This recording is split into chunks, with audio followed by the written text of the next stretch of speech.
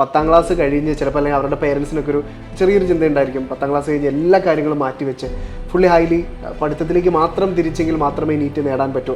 അങ്ങനെ പറയുന്നവർക്ക് വലിയൊരു ഉദാഹരണമാണ്. അങ്ങനെയല്ല. എയിംസ് ബാച്ചിലൊക്കെ അഡ്മിഷൻ എടുക്കാന്ന് പറഞ്ഞാൽ നമുക്കറിയാം 24 hours അതിനുവേണ്ടി ഡെഡിക്കേറ്റ് ചെയ്താലേ പറ്റത്തുള്ളൂ. കാരണം മൂത്ത മോളുടെ എക്സ്പീരിയൻസ് നമുക്കുണ്ട്. അത്രയും ഡെഡിക്കേറ്റ് ചെയ്യേണ്ട ഒരു ആവശ്യമുള്ളപ്പം എങ്ങനെ ഒരു സ്പോർട്സിൻ്റെ കോമ്പറ്റീഷന്, കാരണം ഒരു ഡിസ്ട്രിക്റ്റ്, സ്റ്റേറ്റ്, നാഷണൽ, ഇൻ്റർനാഷണൽ, അപ്പോൾ ആ ഒരു 4-5 മാസം ഓരോ വർഷവും ഫുൾ ടൈം ഇതിനു വേണ്ടി ഡെഡിക്കേറ്റ് ചെയ്യണം. ഞങ്ങൾ ഒരിക്കലും പറഞ്ഞിട്ടില്ല നമ്മുടെ ഈ പ്രൊഫഷൻ തന്നെ ചൂസ് ചെയ്യണമെന്ന്. നിങ്ങൾക്ക് ഇഷ്ടമുള്ള പ്രൊഫഷൻ ചൂസ് ചെയ്യണം. പക്ഷേ ഞങ്ങൾ ഇത്രയും പറയുകയായിരുന്നു, ഏത് പ്രൊഫഷൻ ചൂസ് ചെയ്താലും അതിനകത്ത് നമ്മളൊരു എക്സൽ ചെയ്യാനുള്ളൊരു കപ്പാസിറ്റി വേണം. സ്പോർട്സിൽ നമ്മൾ പലപ്പോഴും എപ്പോഴും സക്സസ് അച്ചീവ് ചെയ്യണമെന്നില്ല, പലപ്പോഴും പരാജയപ്പെടാം.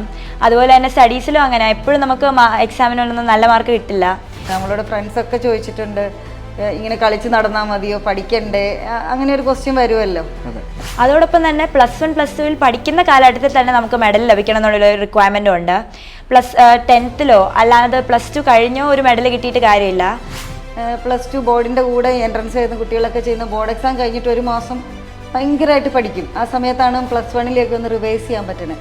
അങ്ങനെ ഞങ്ങൾ എല്ലാം പ്ലാൻ ചെയ്ത് റിവൈസ് ചെയ്യാനൊക്കെ ടൈം ടേബിളൊക്കെ ഉണ്ടാക്കി ഇരുന്നപ്പോഴാണ് ഈ ഏഷ്യൻ ഗെയിംസിൻ്റെ സെലക്ഷൻ ക്യാമ്പ് വരുന്നത്.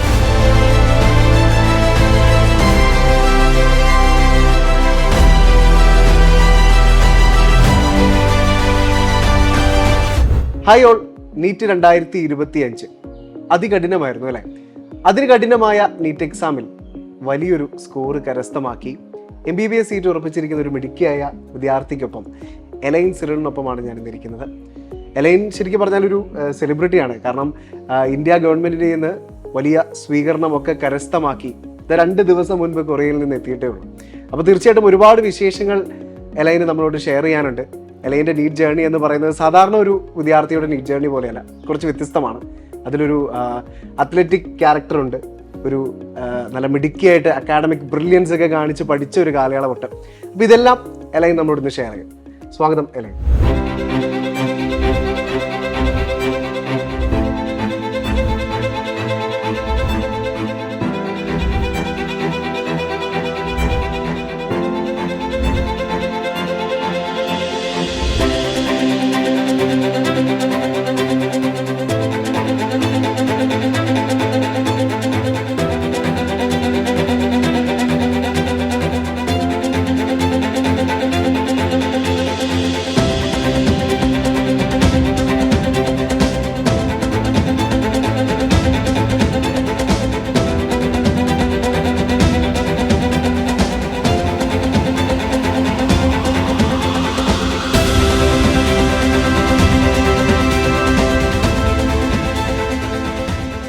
അപ്പോൾ എലൈൻ, നമ്മളെ കണ്ടുകൊണ്ടിരിക്കുന്നത് നീറ്റ് ആസ്പിറൻസും അവരുടെ പേരൻസും ഒക്കെയാണ്.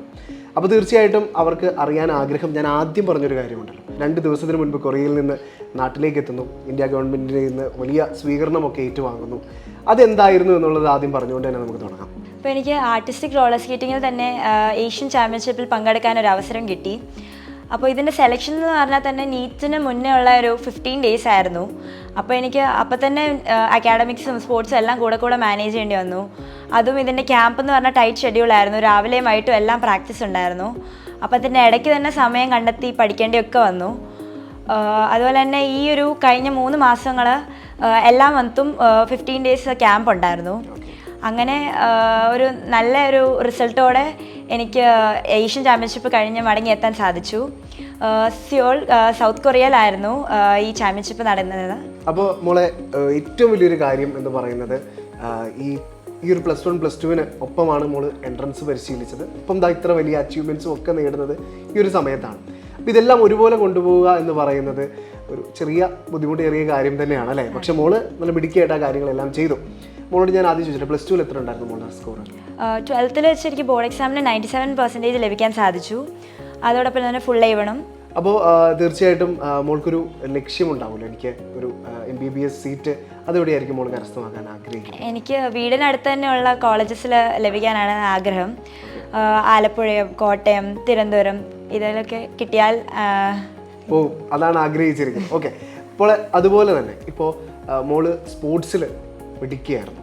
അപ്പോൾ മോള് പറഞ്ഞു ആർട്ടിസ്റ്റിക് സ്കേറ്റിങ്ങിലാണ് മോളുടെ കഴിവെല്ലാം കാണിച്ചത്. അപ്പോൾ ഇതിലേക്കുള്ളൊരു താല്പര്യം ഇപ്പോൾ നോർമലായിട്ട് ചില പേരൻസൊക്കെ കുട്ടികളോട് പറയാറുണ്ട്, നമുക്ക് +2 ശേഷം റിപ്പീറ്റ് ചെയ്യുന്നവരാവാം, അല്ലെങ്കിൽ 10ാം ക്ലാസ്സിന് ശേഷം ബ്രില്ലിലേക്ക് വരുന്നവരൊക്കെ ആവാം, സ്പോർട്സൊക്കെ മാറ്റി വെച്ചിട്ട് പഠനത്തിൽ മാത്രം ശ്രദ്ധ കേന്ദ്രീകരിച്ച് പോകണം. ഒരുപക്ഷെ അവരുടെ നല്ല ഭാവി മുൻകൂട്ടി കണ്ടിട്ട് പറയുന്നതാണ്. പക്ഷേ ഇവിടെ മോളുടെ പേരൻസ് രണ്ടുപേരും ഡോക്ടേഴ്സാണ്. അവർ മോളോട് പറയുന്നത് സ്പോർട്സും ഒരുപോലെ മുന്നോട്ട് കൊണ്ടുപോകണം, കരിയറും ഒരുപോലെ മുന്നോട്ട് കൊണ്ടുപോകാൻ വേണ്ടി, ലൈക്ക് പഠനവും ഒരുപോലെ മുന്നോട്ട് കൊണ്ടുപോകാൻ വേണ്ടി മോള് ഇത് രണ്ടും ഫോക്കസ് ചെയ്ത് മുന്നോട്ട് പോകണം എന്ന് പറയുന്നൊരു പേരൻസാണ്. ആ ഒരു പേരൻസിൻ്റെ സപ്പോർട്ടും ആ പേരൻസിൻ്റെ ആ ഒരു ദീർഘവീക്ഷണവും ഒക്കെ മോളെ ഈ ഒരു സക്സസ്സിലേക്ക് എത്തിച്ച ഒരു സ്റ്റോറി പറയാം. 10th കഴിഞ്ഞ് എനിക്ക് മെഡിക്കൽ ഒരു കരിയർ തന്നെ വേണമെന്നായിരുന്നു ആഗ്രഹം. അന്ന് എനിക്ക് സ്പോർട്സും കണ്ടിന്യൂ ചെയ്യണമെന്ന് തന്നെയായിരുന്നു ആഗ്രഹം. അപ്പോൾ അമ്മയും അച്ഛനും എല്ലാം ഇങ്ങനെ കുറേ സെർച്ച് ചെയ്തു എന്ത് ചെയ്യണം. അപ്പോഴാണ് ഈ ശിവൻ സാറിൻ്റെ വീഡിയോസും അതിൽ ഈ സ്പോർട്സ് കോട്ട എന്ന് പറഞ്ഞൊരു ഓപ്ഷനും എല്ലാം കണ്ടത്.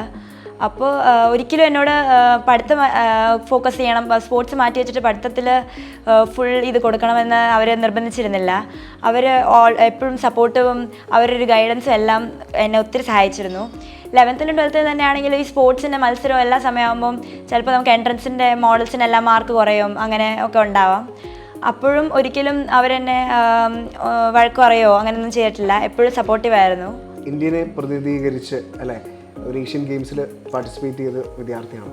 അപ്പോൾ മോളോട് ഞാൻ ചോദിക്കാൻ ആഗ്രഹിക്കുന്നത്, അവിടെ മോൾക്ക് ഏറ്റവും എക്സൈറ്റിംഗ് ആയിട്ട് തോന്നിയ കാര്യങ്ങൾ എന്തൊക്കെയായിരുന്നു? നമ്മൾ ഇത്രയും നാൾ ഏഷ്യൻ ചാമ്പ്യൻസിനും അവരെല്ലാം നമ്മൾ വീഡിയോസോ അതുപോലെ തന്നെ ഫോട്ടോസോ അങ്ങനെയൊക്കെ കണ്ടിട്ടുള്ളൂ. അവരെ നേരിട്ട് കാണുക, അവർ പെർഫോം ചെയ്യുന്നത് നേരിട്ട് കാണുക എന്ന് പറഞ്ഞൊരു വളരെ എക്സൈറ്റിംഗ് എക്സ്പീരിയൻസ് ആയിരുന്നു. അതുപോലെ തന്നെ ഇന്ത്യനെ റെപ്രസെൻറ്റ് ചെയ്ത് പോകുന്നത് തന്നെ ഒരു വളരെ പ്രൗഡ് മൂമെൻ്റ് ആയിരുന്നു. ഏഷ്യൻ ചാമ്പ്യൻഷിപ്പിൽ പാർട്ടിസിപ്പേറ്റ് ചെയ്തപ്പോൾ തന്നെ അവിടെ ഏഷ്യൻ ചാമ്പ്യൻസ് ആയിരുന്ന ചെന്നി ഫാൻ, അതുപോലെ തന്നെ ഞങ്ങളുടെ സ്വന്തം കോച്ചായിരുന്ന അഭിജിത്ത് അമൽരാജ് വേൾഡ് ചാമ്പ്യനാണ്. അതുപോലെ തന്നെ ഒപ്പം തന്നെ ഈ വർഷവും ഏഷ്യൻ 3 മെഡൽ കരസ്ഥമാക്കാൻ സാധിച്ചു. ഇതെല്ലാം കാണുക, ഇതെല്ലാം എക്സ്പീരിയൻസ് ചെയ്യുക എന്നത് തന്നെ ഒരു വലിയ നേട്ടമായിരുന്നു.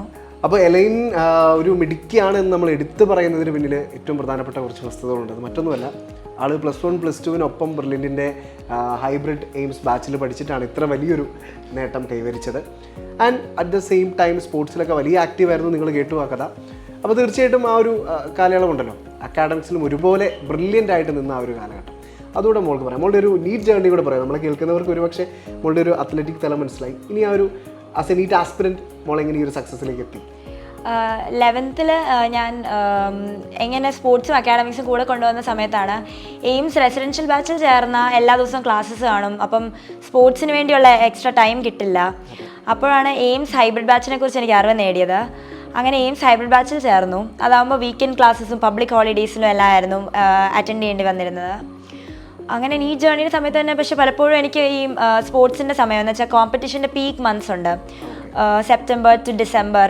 ഈ മന്ത്സിലൊക്കെ എനിക്ക് ക്ലാസ്സുകളൊക്കെ അറ്റൻഡ് ചെയ്യാൻ ഇടയ്ക്ക് ബുദ്ധിമുട്ടുണ്ടാവുമായിരുന്നു.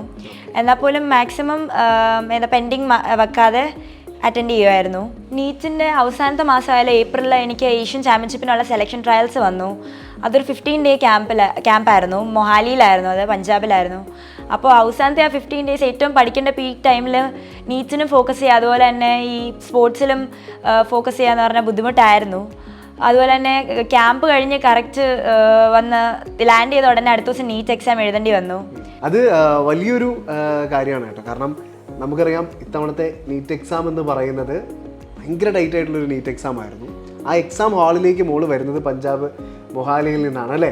യെസ്. അപ്പോൾ മോളെ ഞാനൊരു കാര്യം കൂടി ചോദിച്ചോട്ടെ, മോൾ അന്ന് ആ ഒരു നീറ്റ് എക്സാം ഹാൾ ആംബിയൻസിലേക്ക് പ്രവേശിച്ചപ്പോൾ മോൾക്ക് ആദ്യം തോന്നിയത് എന്താണ്? കാരണം ഇത്ര ടൈറ്റ് ഷെഡ്യൂളിലാണ് വരുന്നത്. അപ്പോൾ തന്നെ നല്ല ക്വസ്റ്റ്യൻ പേപ്പർ കണ്ടപ്പോൾ തന്നെ ഓൾമോസ്റ്റ് എല്ലാ വിദ്യാർത്ഥികളും പാനിക്കായി. മോളുടെ ഒരു അവസ്ഥ എന്തായിരുന്നു? എനിക്കും ഫിസിക്സും കെമിസ്ട്രി കണ്ടപ്പോൾ ചെറുതായിട്ട് പാനിക്കായി. കാരണം കഴിഞ്ഞ വർഷമാണെങ്കിലും നീറ്റ് പൊതുവേ ഫിസിക്സൊക്കെ ആണെങ്കിലും സിമ്പിൾ ഈസി ക്വസ്റ്റ്യൻസ് ആയിരുന്നു. പക്ഷേ ഇത് പെട്ടെന്ന് എഴുതാൻ സമയത്ത് നോക്കിയപ്പോൾ ക്വസ്റ്റ്യൻസ് വായിച്ചപ്പോൾ തന്നെ ഒരു ടെൻഷൻ തോന്നി. അയ്യോ എനിക്ക് മാത്രമാണോ അതോ എല്ലാവർക്കും ഇങ്ങനെ ആയിരിക്കുമോ എന്നൊക്കെയുള്ളൊരു ടെൻഷൻ തോന്നി. പിന്നെ ബയോളജിയും ഇതൊക്കെ അറ്റൻഡ് ചെയ്തപ്പോൾ ഓക്കെ ആയിരുന്നു. പക്ഷെ എന്നാലും കെമിസ്ട്രി ഫിസിക്സൊക്കെ പൊതുവേ ഹാർഡായിട്ട് തന്നെയാണ് തോന്നിയത്. എക്സാം കഴിഞ്ഞാണേലും ഒരു ചെറിയ പേടി തോന്നി, നല്ലതായിട്ടാണോ എഴുതിയത്, സ്കോർ ചെയ്തത് എന്നൊക്കെ. മോളെ അതുപോലെ തന്നെ മോളുടെ ഈ ഒരു ജേർണി എന്ന് പറയുന്നത് വളരെ ഇൻസ്പയറിംഗ് ആയിട്ടുള്ളൊരു കാര്യമാണ്. മോള് ഒന്നിനും ഗോ അപ്പ് ചെയ്യാൻ റെഡി ആയിരുന്നില്ല, എല്ലാത്തിലും ബെസ്റ്റ് പെർഫോമൻസ് കാഴ്ചവെച്ചു. ഇപ്പോൾ നീറ്റിലും ബെസ്റ്റ് പെർഫോമൻസ് കാഴ്ചവെച്ചു. അപ്പോൾ മോളെ കേട്ടുകൊണ്ടിരിക്കുന്ന ഒരുപാട് വിദ്യാർത്ഥികളുണ്ട്, അവരൊക്കെ അത്ലറ്റിക്സിലൊക്കെ മിടുക്കരായിരിക്കും. അവരൊക്കെ ഒരു പക്ഷേ 10ാം ക്ലാസ് കഴിഞ്ഞ് ചിലപ്പോൾ അല്ലെങ്കിൽ അവരുടെ പേരൻസിനൊക്കെ ഒരു ചെറിയൊരു ചിന്ത ഉണ്ടായിരിക്കും. 10ാം ക്ലാസ് കഴിഞ്ഞ് എല്ലാ കാര്യങ്ങളും മാറ്റിവെച്ച് ഫുള്ളി ഹൈലി പഠിത്തത്തിലേക്ക് മാത്രം തിരിച്ചെങ്കിൽ മാത്രമേ നീറ്റ് നേടാൻ പറ്റൂ. അങ്ങനെ പറയുന്നവർക്ക് വലിയൊരു ഉദാഹരണമാണ്. അങ്ങനെയല്ല, ഇതിലൊക്കെ ഒരേപോലെ പെർഫോം ചെയ്താലും മികച്ച വിജയം നീറ്റിലുമൊക്കെ നേടാൻ പറ്റും. അതിലൊരുപാട് ഗുണങ്ങളുമുണ്ട് അല്ലേ. സ്പോർട്സ് കോട്ടയിലൊക്കെ നമുക്ക് ഒരുപാട് ബെനിഫിറ്റ്സും ഉണ്ട്. അപ്പോൾ മോള് പറയേണ്ട 2 കാര്യങ്ങൾ. ഒന്ന്, നമുക്ക് പഠനത്തിനൊപ്പം സ്പോർട്സ് കൊണ്ടായാലുള്ള ഗുണങ്ങളും, ഒപ്പം സ്പോർട്സ് കോട്ടയിലൊക്കെ നമുക്കൊരു MBBS സീറ്റ് കിട്ടുന്ന ആ കാര്യങ്ങളും ഒക്കെ ഒന്ന് പറഞ്ഞു തരും. 11th-ലും 12th-ലും എനിക്ക് സ്പോർട്സും സ്റ്റഡീസും കൂടെ കൊണ്ടുവന്നതിൽ സ്പോർട്സിൽ നിന്നും എനിക്ക് ഒത്തിരി സഹായം ഉണ്ടായി. കാരണം സ്പോർട്സിൽ നമ്മൾ പലപ്പോഴും എപ്പോഴും സക്സസ് അച്ചീവ് ചെയ്യണമെന്നില്ല, പലപ്പോഴും പരാജയപ്പെടാം. അതുപോലെ തന്നെ സ്റ്റഡീസിലും അങ്ങനെ എപ്പോഴും നമുക്ക് എക്സാമിനൊന്നും നല്ല മാർക്ക് കിട്ടില്ല. അപ്പോൾ അതും എനിക്ക് ഒത്തിരി സഹായിച്ചു, മെൻ്റലി എനിക്ക് ഒത്തിരി സഹായിച്ചു. അതുപോലെ തന്നെ പേരൻസിൻ്റെ സപ്പോർട്ടും എല്ലാം ഉണ്ടായിരുന്നു. 11th-ലും 12th-ലും സ്പോർട്സും അക്കാഡമിക്സും കൊണ്ടുവന്നാൽ അത്ര എളുപ്പക്കാരിയല്ല.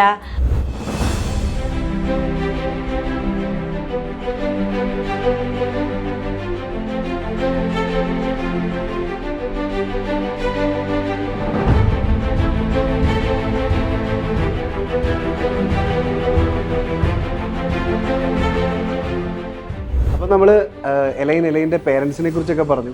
വളരെ സപ്പോർട്ടീവായിട്ടാണ് ഈ ഒരു ജേർണിയിൽ എലൈനൊപ്പം പേരൻസ് നിന്നതെന്നും അതുപോലെ എലൈൻ്റെ സഹോദരിയൊക്കെ നമ്മോടൊപ്പം ജോയിൻ ചെയ്യുന്നുണ്ട്. അപ്പോൾ തീർച്ചയായിട്ടും നമുക്ക് ആദ്യം ഇവരൊന്ന് പരിചയപ്പെടാം. സാർ നമസ്കാരം. അപ്പോൾ എലൈൻ പറഞ്ഞു പേരൻസിൻ്റെ ഒക്കെ ഒരു സപ്പോർട്ട് ഈ ഒരു ജേർണിയിൽ വളരെ ഹെൽപ്പ് ചെയ്തിട്ടുണ്ട്. അപ്പോൾ അതൊരു നിർണായകമായ തീരുമാനമായിരുന്നു. അത്ലറ്റിക്സിലും അതുപോലെ തന്നെ നമ്മുടെ കരിയർ ഫോക്കസ് ചെയ്ത് പഠിക്കുന്നതിലുമൊക്കെ പേരൻസിൻ്റെ ഒരു സപ്പോർട്ട് വലുതായിരുന്നു എന്ന് മോള് പങ്കുവെച്ചു. അപ്പോൾ അതിനെക്കുറിച്ചൊക്കെ ഒന്ന് പറയാം. ആദ്യം സാറിനെ ഒന്ന് പരിചയപ്പെടുത്താം. ഞാൻ ഡോക്ടർ സെറിൽ. ഞാൻ പുഷ്പഗിരി ഹോസ്പിറ്റലിലെ ഇവിടുത്തെ പ്ലാസ്റ്റിക് സർജനാണ്. ഞാനിവിടെ ഒരു 10-20 വർഷമായിട്ട് പുഷ്പഗിരി മെഡിക്കൽ കോളേജിൽ വർക്ക് ചെയ്യണതാണ്. എലൈനൊരു പാഷനായിരുന്നു സ്കേറ്റിംഗ് എന്ന്. അന്നേരം ഈ പഠിത്തവും ഇതും കൂടെ കൊണ്ടു നടക്കാനായിട്ട് രണ്ടും കൂടെ ഒരുമിച്ച് കൊണ്ടുപോകുന്ന കാര്യം ബുദ്ധിമുട്ടുള്ളതെന്ന് പറഞ്ഞാൽ നമ്മൾ ഈ പഠിത്തത്തിൻ്റെ സമയം പിന്നെ നമ്മളൊരു നമ്മുടെ പ്രൊഫഷണലി അക്കാഡമിക്കലി നമ്മളൊരു ആംബിഷൻ ഉണ്ട്. അതും കൂടെ കൊണ്ടു നടക്കണമെങ്കിൽ അതിൻ്റെ സപ്പോർട്ട് പേരൻസിൻ്റെ സൈഡിൽ നിന്ന് നമ്മൾ എല്ലാ രീതിയിലുള്ള സപ്പോർട്ട് നമ്മൾ കൊടുക്കാൻ പറ്റിയിട്ടുണ്ട്. ഇപ്പോൾ ഒരു ഡോക്ടർ ആവണം എന്നുള്ളൊരു ആഗ്രഹം നിങ്ങൾ 3 പേരെയും കണ്ടുകൊണ്ടാണ് മോളുടെ മനസ്സിൽ ഉടലെടുക്കുന്നതെന്ന് മോള് പറഞ്ഞു.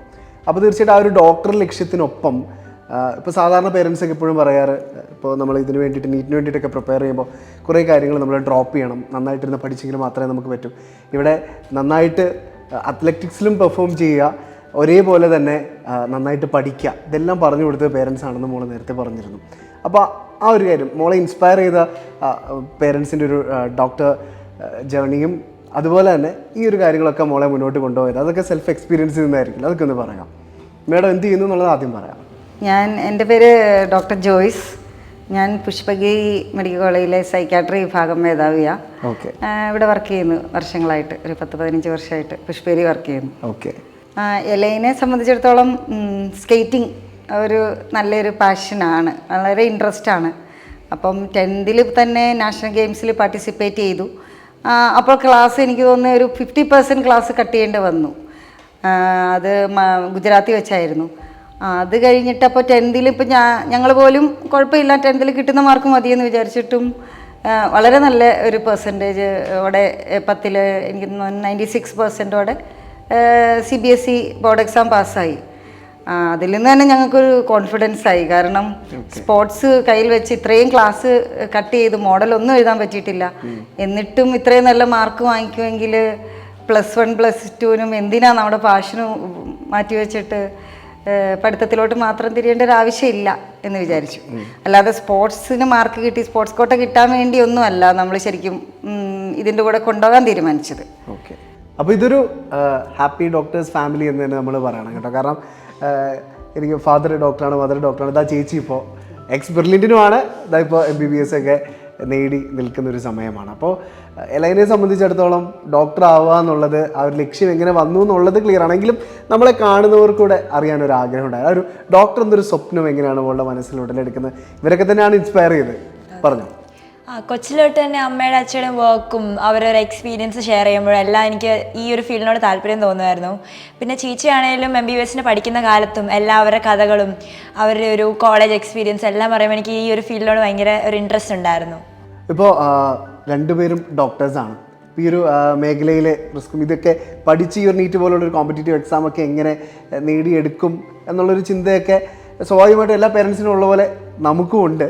അപ്പോൾ ഈ ഒരു സാഹചര്യത്തിലാണ് മോളെ ഈ ഒരു അത്ലറ്റിക്സിലും ഒക്കെ ഒരുപാട് സപ്പോർട്ട് ചെയ്യുന്നത്. ഒരു പക്ഷേ ഒരു ചെറിയൊരു കൺഫ്യൂഷനൊക്കെ നമ്മുടെ മൈൻഡിലൂടെയും കടന്നു പോയിരിക്കാം, വേണോ അല്ലെങ്കിൽ എനിക്കറിയില്ല. അപ്പോൾ മാഡം അതൊന്ന് ഡിസ്ക്രൈബ് ചെയ്യുമോ? അപ്പോൾ എങ്ങനെ രണ്ട് കാര്യങ്ങളും ഒരുപോലെ കൊണ്ടുപോയി മോളെ ഈ സക്സസ്സിലേക്ക് എത്തി, അതിന് പറഞ്ഞു കൊടുത്ത കാര്യങ്ങൾ എന്തെല്ലാമായിരുന്നു? അത് നല്ലൊരു ചോദ്യമാണ്. കാരണം ഞങ്ങൾക്കും തുടക്കത്തിൽ നല്ലൊരു കൺഫ്യൂഷൻ ആയിരുന്നു. ഒന്നെങ്കിൽ സ്പോർട്സ്, കാരണം എയിംസ് ബാച്ചിലൊക്കെ അഡ്മിഷൻ എടുക്കാന്ന് പറഞ്ഞാൽ നമുക്കറിയാം 24 hours അതിനുവേണ്ടി ഡെഡിക്കേറ്റ് ചെയ്താലേ പറ്റത്തുള്ളൂ. കാരണം മൂത്ത മോളുടെ എക്സ്പീരിയൻസ് നമുക്കുണ്ട്. അത്രയും ഡെഡിക്കേറ്റ് ചെയ്യേണ്ട ഒരു ആവശ്യമുള്ളപ്പം എങ്ങനെ ഒരു സ്പോർട്സിൻ്റെ കോമ്പറ്റീഷന്, കാരണം ഒരു ഡിസ്ട്രിക്റ്റ്, സ്റ്റേറ്റ്, നാഷണൽ, ഇൻ്റർനാഷണൽ, അപ്പോൾ ആ ഒരു 4-5 മാസം ഓരോ വർഷവും ഫുൾ ടൈം ഇതിനു വേണ്ടിയും ഡെഡിക്കേറ്റ് ചെയ്യണം. അപ്പോൾ ഒരു റിസ്ക് എടുത്താണ്. നമ്മളോട് ഫ്രണ്ട്സൊക്കെ ചോദിച്ചിട്ടുണ്ട്, ഇങ്ങനെ കളിച്ച് നടന്നാൽ മതിയോ, പഠിക്കണ്ടേ, അങ്ങനെ ഒരു ക്വസ്റ്റ്യൻ വരുമല്ലോ റിലേറ്റീവ്സിൻ്റെ അടുത്തുനിന്ന്, ഫ്രണ്ട്സിൻ്റെ അടുത്തുനിന്നൊക്കെ. അപ്പോൾ നമുക്കും ഒരു ഉള്ളിലൊരു ശരിക്കും ഒരു പേടിയുണ്ട്. പിന്നെ ഞങ്ങൾക്കൊരു ലൈനിൽ ഞങ്ങൾക്കൊരു കോൺഫിഡൻസ് ഉണ്ടായിരുന്നു, മൾട്ടി ടാസ്കിങ് പറ്റും, രണ്ടും ഹാൻഡിൽ ചെയ്യാൻ പറ്റുന്നൊരു ഒരു ഉൾവിളിയോടെയാണ്. പിന്നെ ഒരു എയിംസ് ബാച്ച്, ഹൈബ്രിഡ് ബാച്ച്, അത് വളരെ സഹായകമായിരുന്നു. കാരണം നമ്മുടെ ജോലികൾ ചെയ്യുന്നതോടുകൂടി തന്നെ പഠിച്ച സ്വന്തം സ്കൂളിൽ കണ്ടിന്യൂ ചെയ്യുകയും ചെയ്യാം. കാരണം ആ സ്കൂളിനറിയാം എലൈൻ സ്പോർട്സിൽ എന്താണെന്ന്. അപ്പോൾ അവർ ലീവ് കൊടുക്കുകയും എല്ലാം സപ്പോർട്ട് ചെയ്യുകയും ചെയ്യും. അപ്പോൾ ബിലീവേഴ്സ് സ്കൂളിൽ കണ്ടിന്യൂ ചെയ്തുകൊണ്ട് ബ്രില്യൻറ്റിൻ്റെ എയിംസ് ഹൈബ്രിഡ് ബാച്ചും സ്പോർട്സും എടുത്ത് കൊണ്ടുപോകാം എന്നൊരു ധൈര്യം, അതൊരു റിസ്കി ഡിസിഷനായിരുന്നു. പക്ഷെ ഇപ്പം ഞങ്ങൾക്ക് നന്നായി തോന്നുന്നു. ഓക്കെ, എലൈൻ്റെ ഈ ഒരു വലിയ വലിയ നേട്ടങ്ങളൊക്കെ പറയുമ്പോൾ ഏറെ അഭിമാനപൂർവ്വം ഇവിടെ ഇരിക്കുന്ന പേരൻസ് ഒപ്പതാ ചേച്ചിയുണ്ട്. ചേച്ചി നമ്മൾ നേരത്തെ മെൻഷൻ ചെയ്തിരുന്നു, ചേച്ചി ബ്രില്യൻറ്റിൽ ഒരു എക്സ് സ്റ്റുഡൻ്റ് ആണ്. ഇപ്പോൾ ഇതാ MBBS ഒക്കെ കഴിഞ്ഞ് അല്ലേ? അപ്പോൾ നമുക്ക് ചേച്ചി എവിടെ ആയിരുന്നു പഠിച്ചിരുന്നത്, എപ്പോഴായിരുന്നു ബ്രില്യൻറ്റിൽ, ഏത് ബാച്ചിലായിരുന്നു എന്നൊക്കെ പറയാം? ഞാൻ ഡോക്ടർ എൽസ, ഞാൻ saint John's medical college graduate ആണ്. അപ്പം ഞാൻ 2018 ബ്രില്യൻ റിപ്പീറ്റേഴ്സ് ബാച്ചിലും അതിന് മുന്നേ 2016-17 എയിംസ് ബാച്ചിലായിരുന്നു പഠിച്ചിരുന്നത്. അപ്പോൾ അതിനുശേഷം എൻ്റെ റിപ്പീറ്റേഴ്സിൽ എനിക്ക് കിട്ടിയിരുന്ന റാങ്ക് ഓൾ ഇന്ത്യ റാങ്ക് 10,000 ആയിരുന്നു. ഓൾ ഇന്ത്യ കോട്ട വഴി എനിക്ക് ഒരു തമിഴ്നാട്ടിലെ തൂത്തുക്കുടി ഗവൺമെൻറ് മെഡിക്കൽ കോളേജിൽ അഡ്മിഷൻ കിട്ടി. അതുപോലെ തന്നെ സെൻറ്റ് ജോൺസിലും അഡ്മിഷൻ കിട്ടിയിരുന്നു.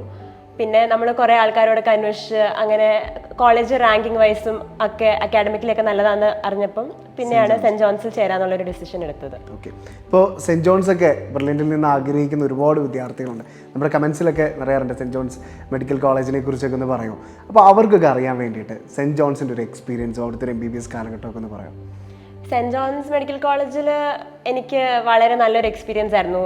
ഒരു 5.5 years കോളേജ് അക്കാഡമിക്സിൻ്റെ കാര്യത്തിലാണെങ്കിലും അതുപോലെ എക്സ്ട്രാ കരിക്കുലർ സ്പോർട്സിൻ്റെ കാര്യത്തിലൊക്കെ നല്ല രീതിയിൽ എക്സൽ ചെയ്യുന്നൊരു കോളേജാണ്. സ്റ്റുഡൻസിന് ഈവൻ റിസർച്ചിലാണെങ്കിൽ പോലും നല്ല രീതിയിൽ ഒരുപാട് ഓപ്പർച്യൂണിറ്റീസ് ഉണ്ട്. അപ്പം ഈ പറഞ്ഞ പോലെ സ്പോർട്സ് ഓറിയൻറ്റഡ് ആയിട്ടോ അല്ലെങ്കിൽ കൾച്ചറൽസിലൊക്കെ ഇൻട്രസ്റ്റ് ഉള്ള ആൾക്കാർക്കും ഇത് രണ്ടും, അക്കാഡമിക്സും സ്പോർട്സും കൾച്ചറൽസൊക്കെ ഹാൻഡ് ഇൻ ഹാൻഡ് കൊണ്ടുപോകാൻ പറ്റുന്ന ഒരു നല്ലൊരു ഇൻസ്റ്റിറ്റ്യൂഷനാണ് സെൻറ്റ് ജോൺസ്. സെൻറ്റ് ജോൺസിൽ എനിക്കറിയാവുന്ന ഫ്രണ്ട്സിലെ ഏകദേശം ഒരു 95% അതിൽ കൂടുതലോ ബ്രില്യൻറ്റിലെ റിപ്പീറ്റേഴ്സ് ബാച്ച് അല്ലെങ്കിൽ ബ്രില്യൻറ്റിലെ എയിംസ് ബാച്ചിലെ സ്റ്റുഡൻസ് ആണ്. ഓൾമോസ്റ്റ് മെജോറിറ്റിയും ബ്രില്യൻറ്റ് അലുമിനി തന്നെയാണ് സെൻറ്റ് ജോൺസിൽ എൻ്റെ ബാച്ച്മേറ്റ്സ്. ഡോക്ടറായിട്ട് തിരിഞ്ഞു നോക്കുമ്പോൾ വന്ന ഒരുപാട് വഴികളുണ്ട്. അതിൽ ബ്രില്യൻറ്റിൻ്റെ ഒരു ചെറിയ ഭാഗമാകാൻ സാധിച്ചിട്ടുണ്ട് അല്ലേ? അപ്പോൾ ആ ഒരു ബ്രില്യൻറ്റിൻ്റെ ഒരു കാലഘട്ടം പറയാം, റിപ്പീറ്റേഴ്സ് കാലയളവൊക്കെ എന്ന് പറയാം. ബ്രില്യൻറ്റിലെ റിപ്പീറ്റേഴ്സ് ബാച്ച് പൊതുവേ എല്ലാവർക്കും 12th കഴിഞ്ഞ് റിപ്പീറ്റ് ചെയ്യാൻ പോകാനായിട്ട് ഭയങ്കര പേടിയാണത്. ബിക്കോസ് ബ്രില്യൻ പാല ഒരു സ്ട്രെസ്ഫുൾ അറ്റ്മോസ്ഫിയർ ആണെന്നൊരിത്. പക്ഷെ നേരെ മറിച്ച് എനിക്ക് ആ ഒരു 1 year വലിയ കുഴപ്പമില്ലായിരുന്നു. ഹോസ്റ്റലും കാര്യങ്ങളും, ഞാൻ മാരിഗോൾഡ് ഹോസ്റ്റലായിരുന്നു. ഹോസ്റ്റലാണെങ്കിലും അത്യാവശ്യം നല്ല കംഫർട്ടബിൾ അറ്റ്മോസ്ഫിയർ. നമ്മുടെ ഉത്തരവാദിത്തം എന്ന് പറഞ്ഞാൽ പഠിക്കുക എന്നല്ലാണ്ട് ബാക്കി എല്ലാ സൗകര്യങ്ങളും ബ്രില്യൻ്റ് നല്ല രീതിയിൽ അറേഞ്ച് ചെയ്തിട്ടുണ്ടായിരുന്നു. അതുകൊണ്ട് എനിക്ക് ഒരുപാട് സ്ട്രെസ് ഒന്നും ഇല്ലാതെ തന്നെ ആ ഒരു 1 year മുന്നോട്ട് പോകാൻ സാധിച്ചു. ഈ ഒരു 2 വർഷ കാലയളവുണ്ട് മോള് നീറ്റിന് വേണ്ടിയിട്ട് ബ്രില്യൻറ്റിനൊപ്പം നിന്ന് തയ്യാറെടുക്കുന്നത്. ആ ഒരു സമയത്തെ മോളുടെ ഒരു മൈൻഡിൻ്റെ പെർസ്പെക്റ്റീവ് വളരെ കൃത്യമായിട്ട് നിരീക്ഷിച്ച ഒരാളായിരിക്കും അമ്മ അല്ലേ? അപ്പോൾ ആ ഒരു സ്ട്രെസ് പീരീഡിനെ എങ്ങനെ ഹാൻഡിൽ ചെയ്ത് ഒരു സക്സസ്സിലേക്ക് എത്തിയെന്ന് പറയാം. ശരിക്കും നല്ലൊരു പ്രതിസന്ധികളിലൂടെ നീങ്ങിയിരുന്ന ഒരു 2 വർഷമായിരുന്നു എലൈനെ സംബന്ധിച്ചിടത്തോളം. ഈ 2 വർഷം പക്ഷെ എലൈൻ അത് വലിയൊരു സ്ട്രെസ് ആകാതെ എൻജോയ് ചെയ്ത് തന്നെയാണ് 2 വർഷം നീക്കിയതെന്ന് എനിക്ക് തോന്നുന്നു. പക്ഷെ ഞങ്ങളെ സംബന്ധിച്ചിടത്തോളം നോക്കുമ്പോൾ നല്ലൊരു കഷ്ടപ്പാടിൻ്റെ പീരീഡാണ്. കാരണം ബോർഡ് എക്സാം, സ്കൂളിലെ ക്ലാസ്, എൻട്രൻസിൻ്റെ കോച്ചിങ്, എയിംസ് ആൻഡ് ഈ സ്പോർട്സിൻ്റെ കോച്ചിങ്, മത്സരങ്ങളും. അപ്പോൾ ശരിക്കും പറഞ്ഞാൽ 365 days എലൈൻ വർക്കിംഗാണ്. ഒരു ദിവസം പോലും വീട്ടിലിരിക്കുന്നില്ല. കാരണം ഹോളിഡേയ്സിലെല്ലാം എയിംസ് ഹൈബ്രിഡ് ബാച്ച് ഉണ്ട്. ഓക്കെ. പലപ്പോഴും വെളുപ്പിന് 5 മണിക്ക് സ്കേറ്റിംഗ് കോച്ചിങ് പത്തനംതിട്ട പോകണം, തിരുവല്ലേന്ന്. പത്തനംതിട്ട അവിടെ കോന്നി അടുത്താണ്. കോന്നി പോയിട്ട് തിരിച്ച് ബ്രില്യൻറ്റിലോട്ട് നേരെ ചങ്ങനാശ്ശേരിക്ക് വരും. പകൽ അവിടെ നിന്നിട്ട് വീണ്ടും വൈകിട്ട് തിരിച്ച് പത്തനംതിട്ടയ്ക്ക്. അപ്പോൾ ഒരുപാട് ട്രാവലും തിരിച്ച് കോച്ചിങ്ങിന് പോയി എല്ലാം കഴിഞ്ഞ് ക്ഷീണിച്ച് രാത്രി ഒരു സമയത്താണ് പഠിക്കാനൊരു കുറച്ച് 1-2 മണിക്കൂർ കിട്ടുന്നത്. അപ്പം അങ്ങനെയായിരുന്നു മിക്കവാറും ഹെക്ടിക് ഷെഡ്യൂളായിരുന്നു. അതിൻ്റെ കൂടെ ബോർഡ് എക്സാം വരും, സ്കൂളിലെ എക്സാം വരും. അപ്പം വളരെ നല്ല ബുദ്ധിമുട്ടി, സ്ട്രഗ്ലിങ്. ആദ്യമൊക്കെ നല്ല മാർക്ക് ബ്രില്യൻറ്റിലെ മോഡലിന് കിട്ടിയിരുന്നതാണ്. പിന്നെ ഈ സ്പോർട്സും കൂടെ കോൺസെൻട്രേറ്റ് മത്സരങ്ങളൊക്കെ വരുമ്പം ക്ലാസ് കട്ട് ചെയ്യേണ്ടി വരും, മോഡൽ കട്ട് ചെയ്യേണ്ടി വരും. അപ്പോൾ ചിലപ്പോൾ മാർക്ക് കുറയും. പക്ഷേ എലൈൻ്റെ ഒരു ഗുണം എന്ന് വെച്ചാൽ എത്ര കുറവ് മാർക്കാണേലും എത്ര പഠിക്കാൻ പറ്റാത്ത എക്സാം ആണേലും അപ്പിയർ ചെയ്യും, പോവും. അതുപോലെ തന്നെ ഒരിക്കലും പഠിത്തം ഇത് പഠിക്കേണ്ട കൈവിട്ട് കളയത്തില്ല. അതിലെനിക്ക് ഭയങ്കര അതിശയം തോന്നി. ഞാൻ ഓർക്കും പലപ്പോഴും ഞാനായിരുന്നേ പഠിക്കത്തില്ലായിരുന്നു. അപ്പോൾ അത് പ്രിപ്പയർ ചെയ്ത് അവസാന നിമിഷം വരെ എന്തെങ്കിലും പറ്റുന്ന സമയം 2 മണിക്കൂറെങ്കിൽ ഒരു മോഡൽ 2 മണിക്കൂർ പഠിച്ചാലും പോയി എഴുതും. അങ്ങനത്തെ കുറേ ഗുണങ്ങളുണ്ടായിരുന്നു. പിന്നെ ലാസ്റ്റ് ബോർഡ് എക്സാം കഴിഞ്ഞ് കുട്ടികളെല്ലാം ശരിക്കും ഫസ്റ്റ് റെഗുലർ ആദ്യമായിട്ട് റിപ്പീറ്റേഴ്സ് അല്ലാതെ +2 ബോർഡിൻ്റെ കൂടെ എൻട്രൻസ് എഴുതുന്ന കുട്ടികളൊക്കെ ചെയ്യുന്ന ബോർഡ് എക്സാം കഴിഞ്ഞിട്ട് 1 മാസം ഭയങ്കരമായിട്ട് പഠിക്കും. ആ സമയത്താണ് +1 ഒന്ന് റിവൈസ് ചെയ്യാൻ പറ്റണേ.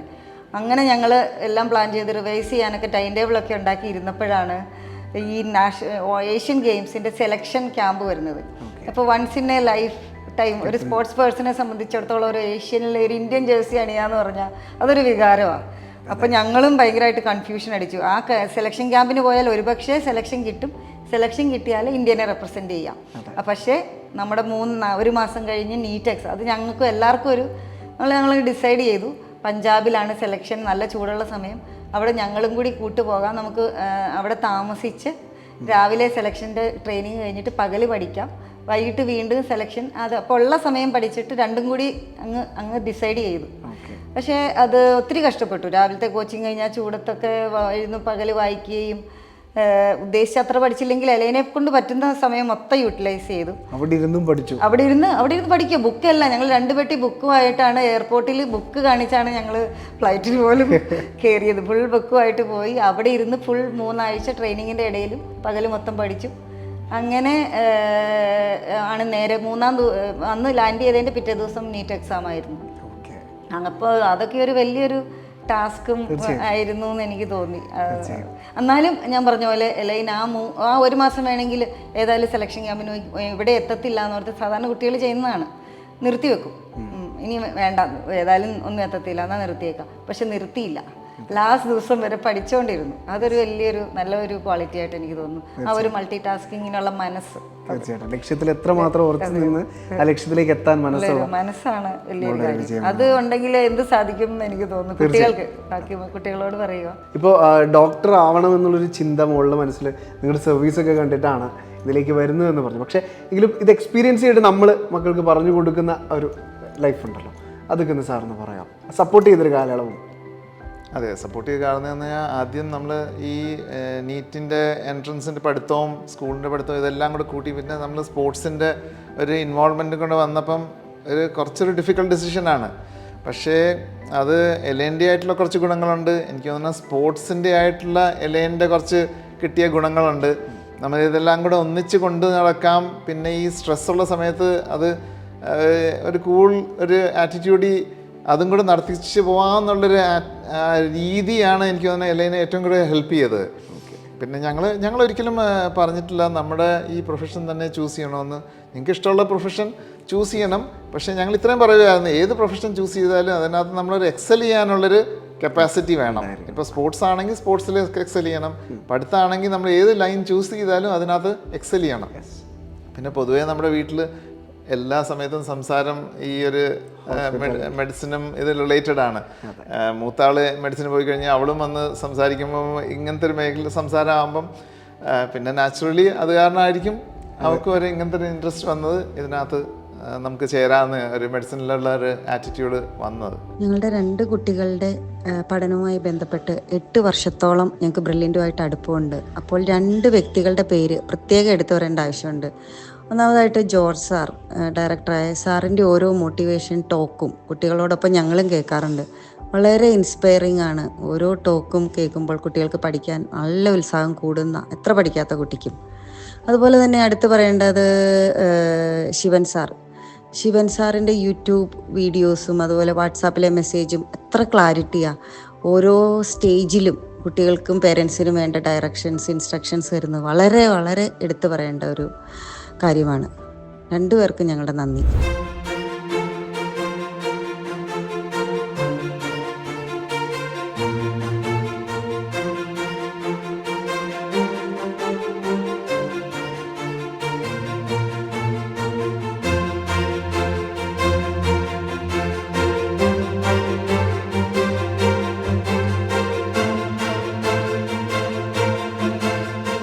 മോളെ ഇപ്പോൾ മോള് പറഞ്ഞു പേരൻസിൻ്റെ ഒരു സപ്പോർട്ടും സ്പോർട്സും നമ്മുടെ അക്കാഡമിക്സും ഒക്കെ എങ്ങനെ ഒരുപോലെ കൊണ്ടുപോയി എന്നുള്ള കാര്യം പറഞ്ഞു.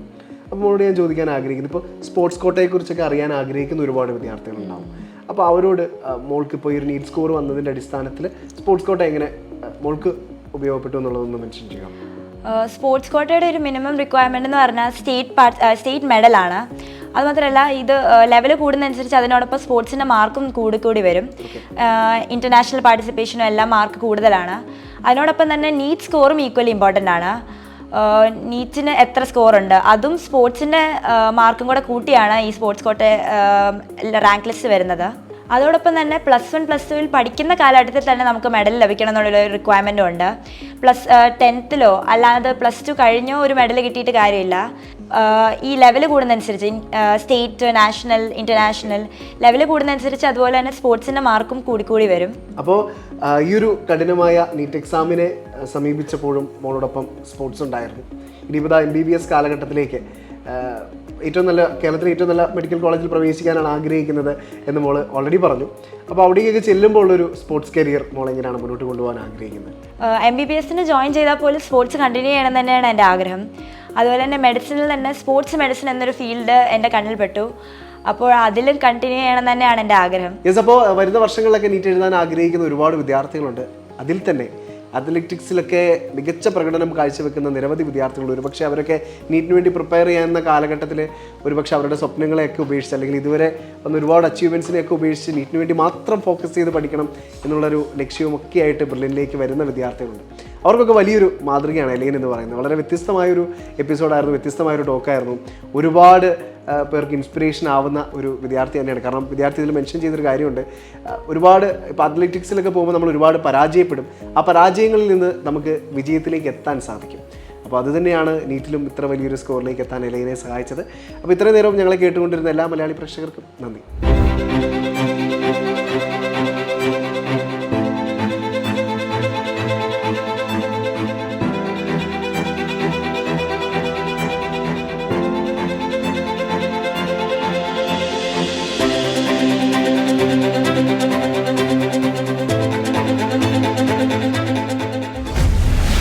Brilliant Study Center, India's #1 coaching center for NEET and JEE.